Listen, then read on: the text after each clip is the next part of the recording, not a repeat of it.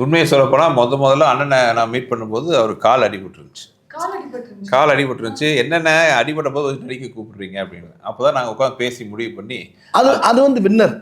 ஆமாம், நான் சொல்ல கிரியிலேருந்து வர்றேன். கிரி வின்னர் தானே ஃபர்ஸ்ட்டு? கிரி தானே முதல் படம். இல்லை, வின்னர். ஆமாம், அப்புறம் ப்ரொடக்ஷனில் தான் கிரி. அப்படியா? கிரி நம்ம பேனரில் பண்ணது. ஆமாம், நம்ம சொந்த பேனரில். அண்ணே கிரி பேனரில். ஸோ அப்போ ஃபர்ஸ்ட் டைம் பார்க்கும்போது கால் அடிபட்டுருந்துச்சு. என்னென்ன அடிபட்ட போது கூப்பிடுறீங்க அப்படின்னாரு. விடுங்க, நான் அடிப்பட்டதே ஒரு சீனா வச்சு பிளான் பண்ணுவோன்னு ஆரம்பிச்சது தான் வின்னர்.